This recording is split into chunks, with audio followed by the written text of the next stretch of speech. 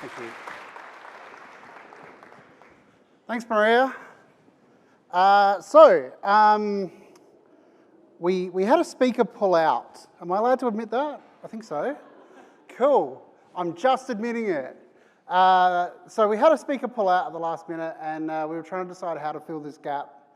And I had 3 or 4 people that week say to me, "Are you going to have something about practical AI at the event?" Well, we've got Gavin, and Gavin's going to cover generative AI really well. But Gavin's going to talk about the high level, so let's talk about the theory of it. And I'm pretty busy, so I thought about how we're going to do this. I was like, well, the best way to demonstrate what we can do with ChatGPT is basically just to essentially use ChatGPT to do my presentation for me. This doesn't mean I'm lazy, it means I'm efficient, okay? So I couldn't even come up with a title myself. I asked ChatGPT and then I couldn't decide between the 5, so I thought the best thing was just to show the output. So I sat down and I was like, okay, well, I know what I'm using ChatGPT for, and I know what other people I'm talking to are using ChatGPT, but hey ChatGPT, I've been asked to present a practical session about ChatGPT for digital marketers at a conference. What do you consider to be the 10 most interesting use cases or prompts for ChatGPT that would be relevant for digital marketers? And without a small spoiler alert, I got 10, but we have like half an hour, so it wasn't really possible to go through all 10. So I went, all right, let's just take the top one. So here are 10 use cases that could be interesting. And it wouldn't surprise many people in this room that are actually using this, that content generation was the #1 thing. So it can be used to generate blog posts, social media content, email newsletters, saving time and effort for marketers. So used to help corporate create drafts or complete pieces of content that can be customized and refined. Cool, okay, that's great. You notice it didn't say it's going to do your homework for you. And I think that's a big misconception about all of this AI at the moment. Gavin was pretty clear in his session that we are dealing with betas and experiments and technology that's being iterated on extremely fast. So it's not going to do everything for you, but it can be a huge efficiency gain. So, all right, let's create some content. Write me a blog post on how to use ChatGPT to write blog posts. Cool, that seems like a really good place to start. So if you've got your device ready, I have got you a link so you can access the Google Doc or the QR code.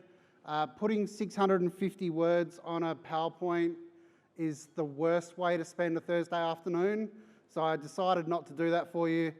But the thing that I found really interesting, and those of you who are using ChatGPT, I'll preface this by saying I used GPT-4, not 3.5. So the output of just asking it to write a blog post was 649 words. So, okay, that's not really enough detail to cover how to do that in that process start to finish. I wouldn't consider that to be detailed enough. So, okay, let's think about how we're going to attack this. I'm going to talk to my new best friend. I don't have many friends, so ChatGPT became my best friend pretty quickly. Rewrite it to be more detailed. I want this thing to be 2,500 words. So I'm going to give ChatGPT that piece of feedback. You made me something cool, but it needs to be more detailed. And I asked for 2,500 words because I love a detailed brief. 2 lines, probably my version of a detailed brief. Here we go. And again, link to it, that's fine, but it's 984 words. Now, it's been a while since I did a lot of maths, but correct me if I'm wrong, but 984 is less than 2,500? Anyone want to argue with me on that? No? Good? All right, cool. So, and this is the part of ChatGPT that I think people are still coming to terms with exactly what it can do. And so I'm basically just having a conversation asking it to do a piece of work for me. You've given me a piece that's 984 words. I asked for 2,500. Why wasn't the blog 2,500 words like I asked? I'm just going to be honest. Like, let's find out. I apologize for the confusion. So a couple of things that this response touches on. So the way that these generative AIs work at the moment is in the technical back end, you've got a series of calls that it can make to generate the content. And so there's a limit to what it can generate in a single call. So I've asked it for 2,500, and to simplify things here, it exceeds the word limit for a single response. So the guidance here can be expanded on basically by asking ChatGPT more questions. It'll keep writing my content. All right, so look, if you're not using this, is anyone not using this and prepared to put their hand up? Cool, that's fine. I know there's a couple in the room who said to me in the break, I am contractually not allowed to because my employer says no, and I get that that's a thing sometimes. So if you're not using it, you're probably not aware of some of this. But the media makes it sound like we've got this awesome generative AI,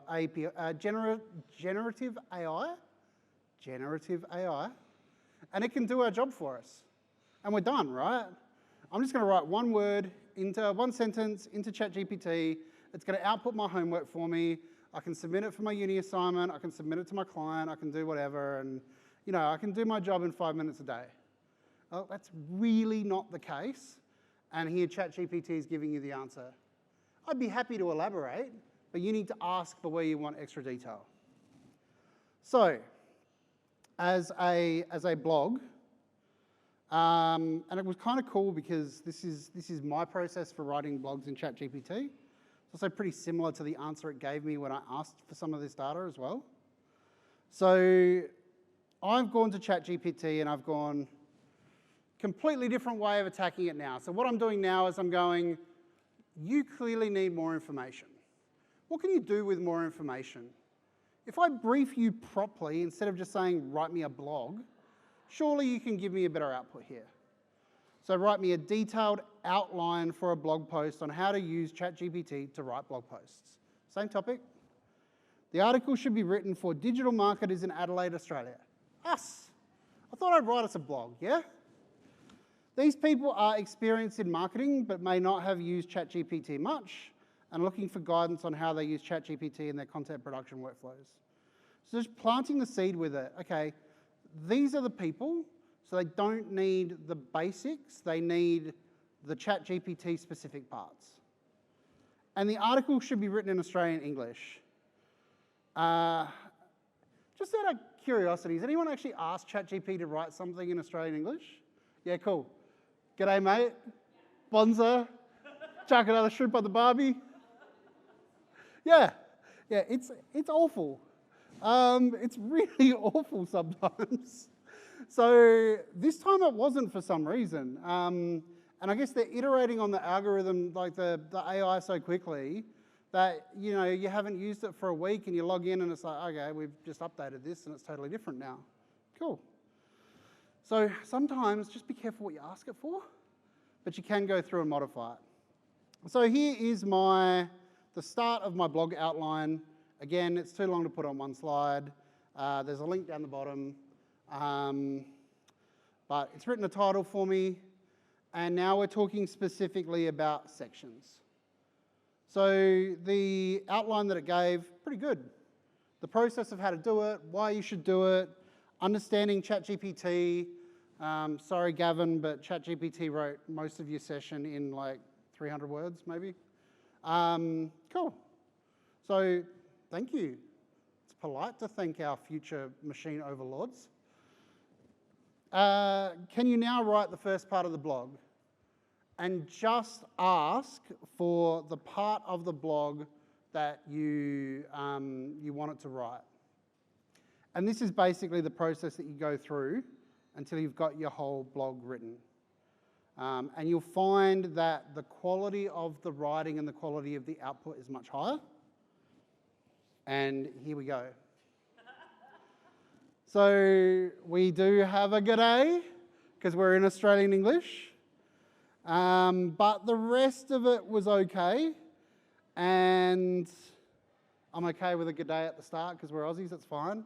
But when you start talking about bonza and like really weird random stuff, I'm kind of, yeah, no, that's my limit.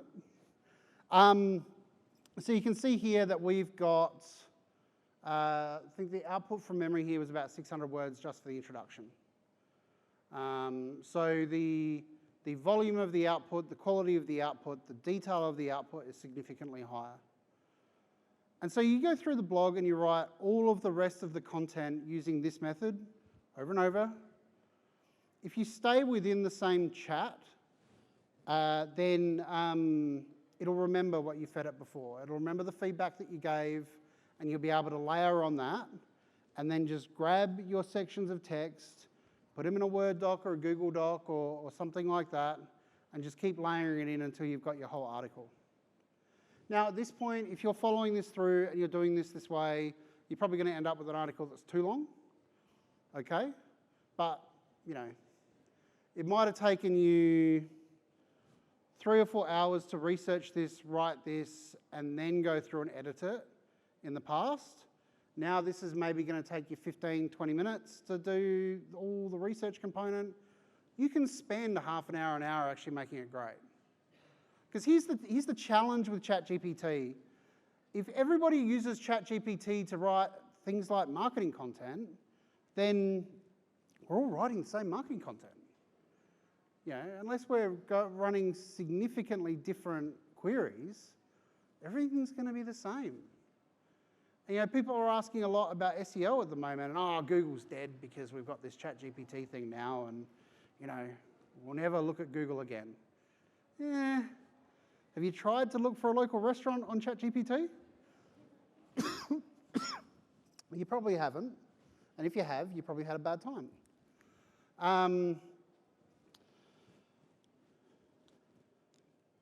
So ChatGPT isn't going to immediately replace all of the search engines. Microsoft, as an example, introduced Bing powered by ChatGPT, OpenAI, and it's Bing with the AI, not Bing completely run by the AI instead. So working hand in hand is essentially the theory here. So, but if we're talking about SEO and everyone uses the same algorithm to produce the same content and then puts it on their website and somebody else puts it on their website, and I know people will automatically start talking about, oh, what's the content penalty?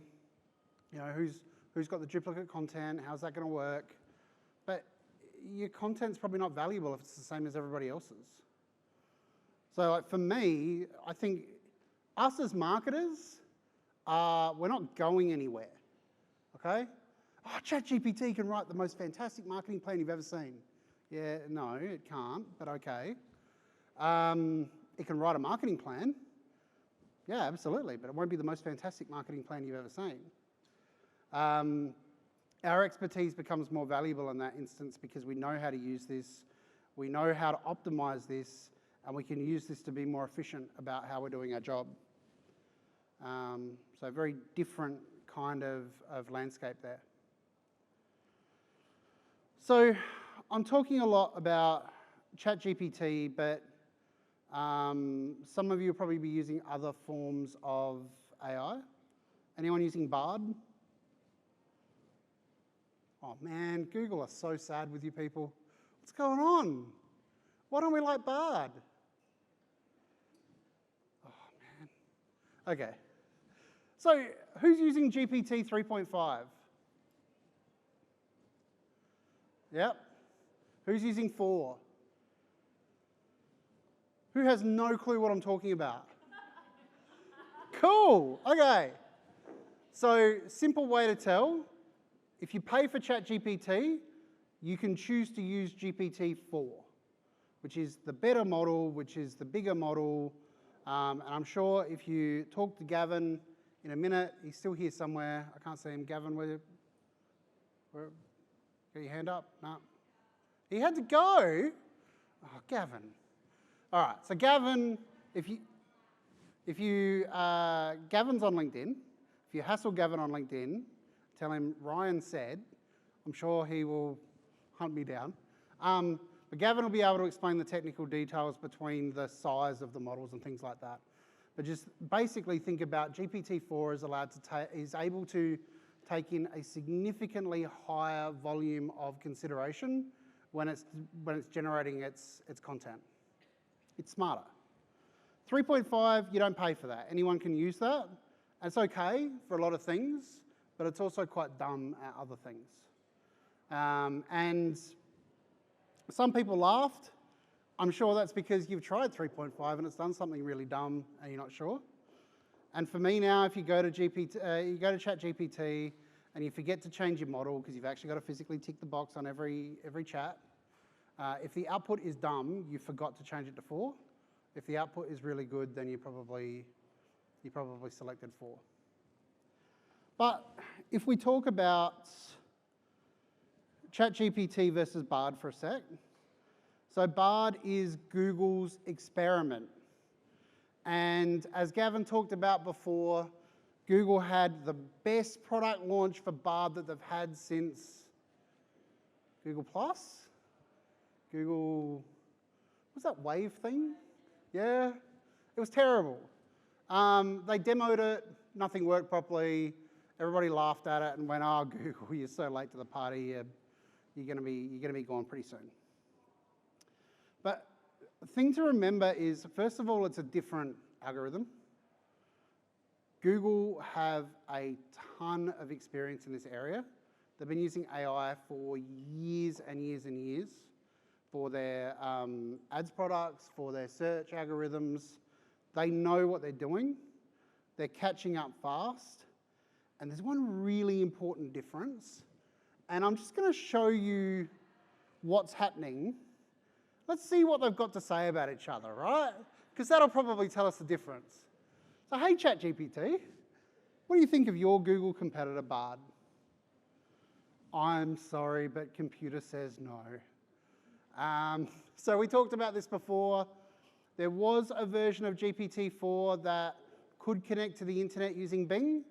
That got pulled recently. The outputs were getting, they were hanging and they were causing issues and things. So Microsoft and OpenAI just got rid of that for a little while. They'll come back, I'm sure. But it's really easy to forget that for all of the power that ChatGPT has got, its database of information ends in September 2021. It still thinks Trump's the president of the United States. Okay? So, I mean, so does Trump, so that's probably not a good example, but it's not that sophisticated in terms of what it can pull out. And also, I quite like the disclaimer at the bottom. I don't have personal experiences or opinions, but if you push it on it, you can get some pretty clear opinions. So let's flip that around. Hey, Bard, what do you think of your competitor, ChatGPT? I think ChatGPT is a very impressive piece of technology. And so it's able to consider the strengths of ChatGPT. It's able to consider the strengths of Bard. And the biggest strength that it mentions there is being able to access and process information from the real world through Google search. So you will find very quickly that Bard is able to give you significantly better, significantly more current information. And if you've been holding off on using Bard for a while, I would say that Bard offers a significant level of output to GPT-4 without the price tag. So as something for, like if you're working as part of a team, it's much easier to give your whole team access to the tool, share information, rather than put it over into a silo and no one can touch it ever again. I will mention though that it doesn't mean that it's good all the time. I asked it to update my professional bio recently, and the output was so terrible that I didn't actually share it with you today. But there are, either it got very confused between me and another Ryan Jones, which is possible. I used to play for the Welsh rugby team apparently. But it also, Gavin was talking about AI making things up before. Yeah, it made things up. Hey, did you know that I was on a 30 under 30 list when I was 32 or 33? So again, like we got this maths problem, but so don't rely on it. So I wanted to kind of, before we get into questions, because I've been warned that there's a lot of questions, I want to talk about some of my tips for actually getting the most out of AI. And number one is don't use the free version of ChatGPT. Just pay the money. The value that you get from this and the efficiency gain that you get, just pay the money. Or use Bard, and then you don't have to pay the money. So either way. I guarantee, well, I suggest, I don't guarantee anything, I suggest that you test Bard. For your industry vertical, you might find that it gives you a more accurate output. You might also find that it's terrible and you go back to ChatGPT because that's what you know. But the queries that I ran through today as examples, the blog post output that I used, that concept carries through to all the generative AIs. Give them as much information as possible, brief them properly, layer it in, give them feedback. It's almost like a member of your team or a member of staff. You need to give it some feedback so it knows where it's right and wrong, and so that it can improve. Because if you don't tell it how to improve, and just go, that was terrible, ChatGPT, well, when Skynet comes, it's going to start with you because you've harassed the AI, and it doesn't appreciate that. But also, like, it's not going to be able to help you. It's not helpful. So tell it about your personas. Tell it about your targets. If this is like a specific marketing campaign, sales campaign, share your brand tone of voice. I quite like to say, hey, our brand tone of voice is fun, throw in a couple of jokes. At Refuel, we like to use racing idioms. With ChatGPT, I've kind of found racing idioms are like all of them or almost none, and it really has a hard time between the two. I found that by saying, use racing idioms, because that's what we use in our language, but make sure it's accessible to somebody who doesn't know anything about racing, actually helps, giving it that level of detail. And include information about the writing level. So if you want something to be written at a very basic level, like grade 3, grade 5 type level, tell it you want that. Or if you want something written at a higher level, year 12 type level, tell it. Keep your related questions and requests in the same thread, again, so you can layer in that information and make sure that you're building on it. So if you haven't used it, you can start different conversations with both Bard and ChatGPT, build on that over time and make reference to different outputs that it's made in the same conversation. But because we want to protect ourselves from the bad parts of AI, you won't be able to reference something that's in a different conversation. If you're not sure if AI can do it, then just give it a go, because most of the time it can do it, and you just need to give it a see it. And, oh man, there's so many memes about this, but Paul Gordon, the destroyer of marketers' dreams, said we're not allowed to use memes anymore, so we're not going to have a meme about this. Don't expect to use the content as is. Always review it and edit it. Edit it. The memes are classic, like people handing in assignments and work product and thing that starts with, I'm just a large language model, but here's the best I can do. It's like, why would you do that? So don't expect it to produce something like that. Expect to have to put in an amount of work to get the output. It's not going to do everything for you, and use that output to improve what you would otherwise do. All right. Any questions? There is loads. Cool. Thank you up for Ryan Jones.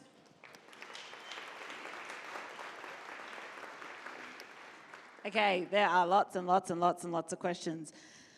Where do Can we I even use ChatGPT? No, you cannot use it. No cheating. No cheating. No efficiencies. You have to use your head, okay?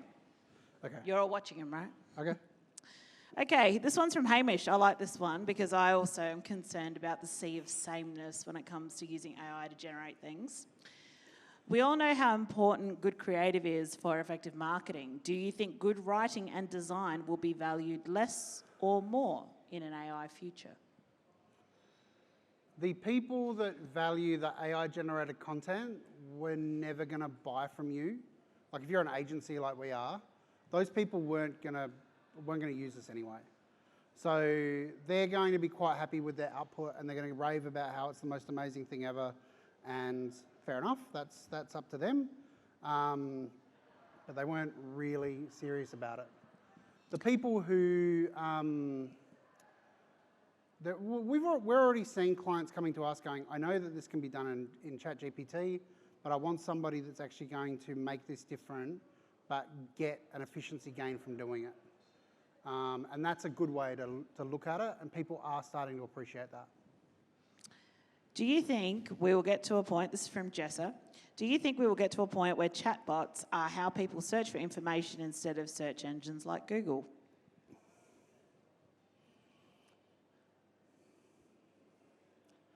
Probably. We've already started to see some of that with voice search, but God, I hope not. Because like, if you look at these models, most of the time what they're doing is, it's basically like Google's I'm feeling lucky button. I'm just going to push that and I'm going to go to the first page that Google thinks of. So where's my options? Like, where's my choices? I want the best Mexican restaurant in Port Adelaide, and there's 4 of them, but ChatGPT for some reason has decided that this is the only one that's going to pop up.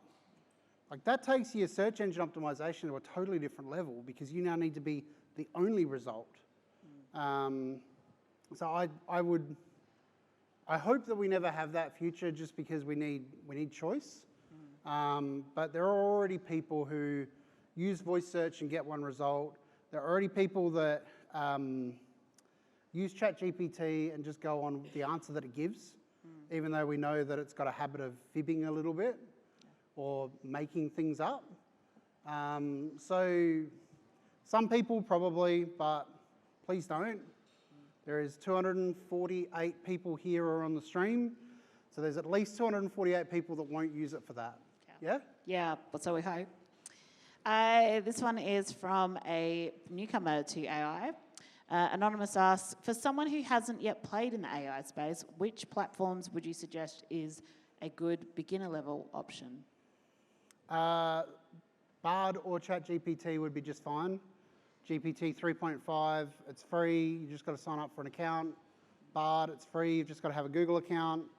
And don't be afraid of going to it and just saying, I'm new here, what can you do for me? Or I'm new here and I want to know what you can do to help my marketing or my advertising or whatever it is. It's programmed to know things about itself, so it can feed that back and can actually walk you through it. And you'll be surprised at how well it can do that as well.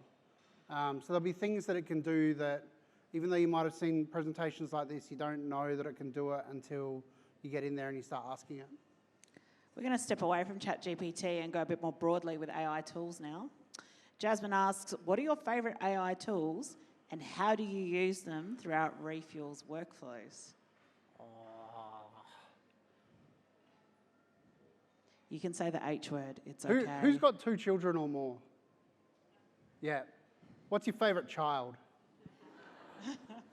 No? Some of you have got answers. Thank you, Matt. Some honesty down the front here. I like it. Did we video that for Matt's wife? Yes? Okay, good. Look, I really like the output that I'm getting from Bard to write blogs. I've basically been switching over to Bard completely with the recent updates. I like the different ideas that I get from either Bard or ChatGPT. They're both good to just get outside of your daily and get outside of your own preconceived notions and biases. But I have a favourite that is the least sexy piece of AI I think we could come up with today. Yep. Let's hear it. We use a thing that's called Seventh Sense. Oh my God, this thing's amazing. And Seventh So Sense boring, is, but amazing. Seventh Sense is an AI that you really don't get to see behind the scenes, or it doesn't generate amazing things. What Seventh Sense does is it goes through your entire CRM, looks at the day, time that people in your CRM have responded to you, opened things, done things, etc. And then when you send a newsletter out, instead of that whole, what day and time are we sending this newsletter? Okay, well, let's argue about the most effective day and time to send a newsletter. The reality is there is no good answer to that question because it's a different time and day for everyone. So what you do with Seventh Sense is you give it a window. You say, I want to send this newsletter over 24 hours, 7 days. For us, if it's a workflow, it's a 24-hour period. If it's a newsletter, it's 7 days. And Seventh Sense, for everybody that it can, will calculate a different send day and time for that email and send it out at those different days and times. If it doesn't know the best day or time to email you, it uses random logic to send out emails at different sample times based on best effort, and then it feeds the information back to you. And, you know, I don't know why, but people still hate email. Not the people receiving it, they definitely hate email. But a lot of marketers still hate email.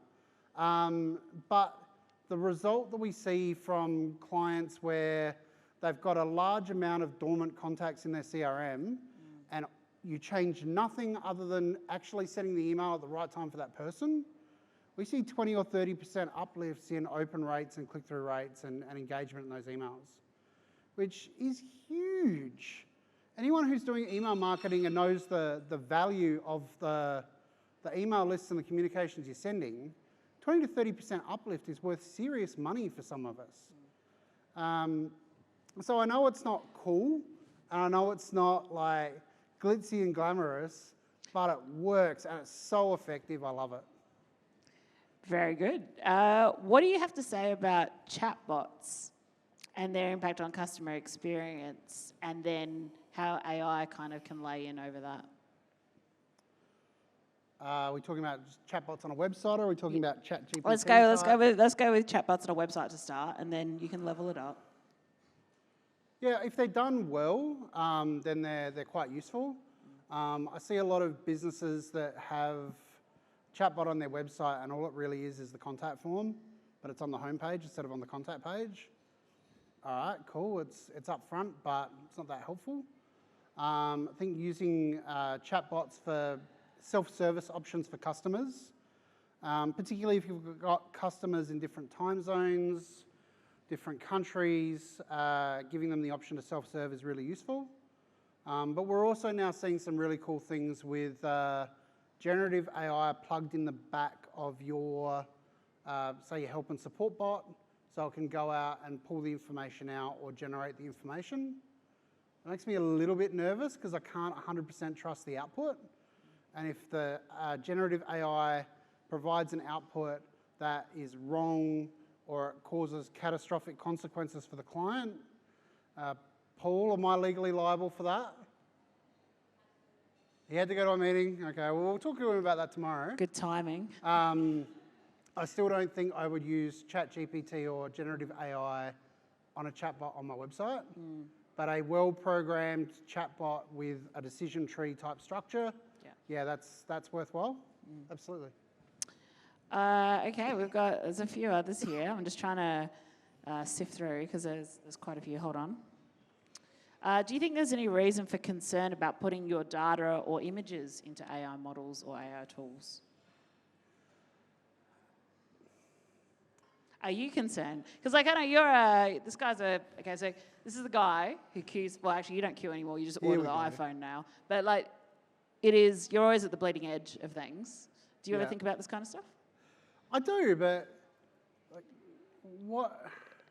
the kind of input that I'm putting in at the moment is so not of importance to me or anyone else. So if I go to ChatGPT and say, write me a blog post, who cares? Like, really? But if you're considering doing things, and I know there's people doing this, there's ChatGPT plugins that you can get that will be able to pull data from your PDFs, interpret your PDFs. People are trying to work on optimizing their proposals and things like that. I completely understand that scenario. I wouldn't give ChatGPT that kind of proprietary information at this stage because it's learning on it and they're not being completely transparent on what they're doing with what they learn about that data and how much of that they retain. Yeah. But as marketers, write me a blog post. Here's some like surface level information about our company. You could have got that off our website, so that's fine. I think you really need to consider what information you're putting in there. If you work in a government department and you have classified materials, hot tip, don't use it. I'm sure your bosses have already told you that. Or even if you've got confidential information that you're using and putting together, probably shouldn't drop that in either. Yeah.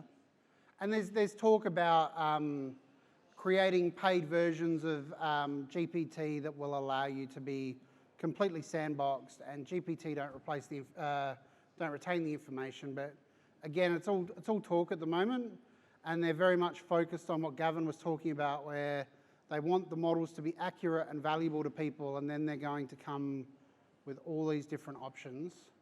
But really, like, the whole time we've been doing this event, before we were doing this event, people get so wound up about the privacy of some of the information that you're putting in. I'm like, really? Write me a blog about writing blogs. I thought you were going to say cry me a river, but I guess No, well, I'm not. But you need to really think about what you're putting in, and is that, like, would you be upset if somebody found out that you'd put that into ChatGPT? Yeah. Not embarrassed, because if you put into ChatGPT something like, I don't know. I don't wear fascinators at the weekend. Yeah, okay, that's an option. Hey, look, no, seriously, it's an embarrassing thing for me. Like, I'm not, you guys were all laughing yesterday. There was some behind-the-scenes footage, and I wasn't wearing a fascinator. I didn't feel very comfortable. Oh, God, don't get me started on wearing a fascinator. Anyway. Just saying. I'm seeing things like people are, I come up with this use for ChatGPT, and it's a little bit embarrassing. Oh, what did you do? I got it to plan out my meal plan for the week. Why are you embarrassed about that? That's awesome. And that's so efficient, and it just is giving you different ideas that you may not have considered. I wouldn't be embarrassed about that. So going on to efficiencies, someone asked, what's the future of content marketing roles within in the context of AI? I would go back to what I said before about the quality and the addition that you can add to the content. To steal a line that I heard Mr. Manier use this morning, like, if you're producing cardboard content, no one cares now. So they're definitely not going to care when GPT can output exactly the same thing. Yeah, okay, but then we've got this follow-up question here. How authentic can the experience be, or the writing be, or even, the artwork? We haven't even talked about Midjourney, but like artwork will be if most content marketers start using AI. Because because as you say, no original ideas. So if we're all putting in the same inputs, isn't ChatGPT just going to spit back out the same stuff? Well, that's why I'm saying you don't use the output as is. You layer in your pizzazz, your expertise, your knowledge. Like, if we export a blog out of ChatGPT and we want that thing to rank on search, it's just not. And, it's probably the 30th article about that's gone out this week. Just looking at the law of percentages across the planet, that have to be at least 30 people writing the same article. So this is where you layer in, like in our case, if it's a blog as an example, you layer in what you know about SEO so that article is going to rank. You put in your personality in there. You put your brand voice in there. You've got some time back in your day because you're not putting together the article all by hand. So make a video to go along with it. Use AI to make a video to go along with it. There's all these different things that you can use to add value that other people aren't doing, and AI is not going to do automatically for you. So I really, it's a thing that I spend a lot of time thinking about. I'm really passionate about it. I don't think the people that are going to use this AI as is, they don't value our expertise and our skills now, so they're not going to when they can get it for free from a chatbot. But the people that do value our skills and expertise now, they're going to look at what can be pulled out in less time, and they're just going to focus on the efficiency gains, and in some cases even the quality gains, because you can do more research in less time, produce a better piece of content. So for people who are in the early parts of their career, because we do have some people here who are in the early stages of their career, what recommendations do you have for them in terms of what they should do to kind of get skilled up on AI in marketing? Just like play? Yeah. Are there courses? Okay. If you don't work for government, just play and just be upfront about the fact that you're playing with it and look at how cool this thing is and just get better at it. And if you produce something and it's crap, which is going to happen, that's part of the learning process. Go and learn what you need to feed into ChatGPT to get a better output out of it. But don't be embarrassed about that, because we've all had to do that at some point. ChatGPT still gives me crap half the time, and that's just part of the learning process. So yeah, definitely play. If you work in government, don't tell anyone that you're using it at all, ever. Take the output. Oh no, I shouldn't say that. No, you shouldn't even be recommending that. Gavin, to have your head Anyway, if he was here. the government aren't listening, I'm assured. Take the output, edit it, but use the ideas, and off you go. Okay, all right. Well, I've got two more questions for you before we wrap up, Mr. Jones. First one here is, second to last question. If you could only implement AI in one way as part of a marketing strategy, where would you start? Where would you prioritise first? Or what's the lowest barrier to entry? Your choice. Ooh. Look, honestly, I think that depends on the size of your team and the size of the business.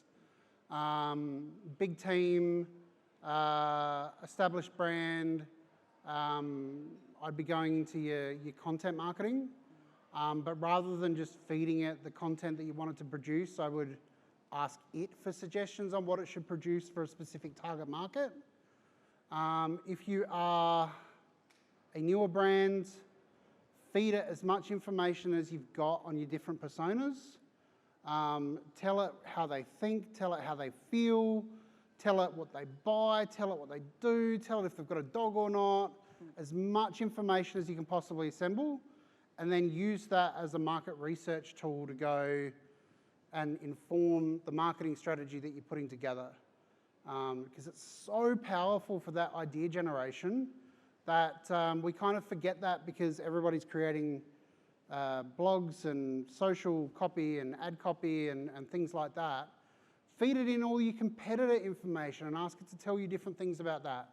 Do that in Bard, not in GPT, because Bard will actually be able to reference their website. GPT can't. Another little hint, do it competitor by competitor. If you feed all your competitors in at the same time, you'll come up with the word count issue and the parameter issue I mentioned. So yeah, the personas or content. And finally, this one from Rob Fisher at Stratco. Hi, Rob. It's your first question. I'm surprised it's taking you this long to do it. Normally, you got a question for every single round. Can I use ChatGPT to assemble my Looker Studio dashboards? No, that is not the question. Okay. But the question is actually, can you recommend anyone who's got a good AI use policy we could use? Oh, that is an excellent Rewritten question. with AI to avoid copyright, of course. Lol. You know what? I reckon we should hand that one over to the Warmans team. You guys got anything for tomorrow? Yeah. All right. Can you ask him? Because I do feel like this is something we should ask the legal team that we've got here. Yeah, so what I would do for my first pass there is I'd say, Bard, could you write me an AI acceptable use policy for a large corporate organisation? You can't hand everything off to the AI. Oh my God. Oh my God. If you write that and you assemble that as your guidelines and edit it, because it won't be perfect, and then give it to the lawyer, then the destroyer of marketers' dreams can go through it with his red pen, and then you'll have a perfectly formed policy that you can use. Very good. Thank Mr. Ryan Jones.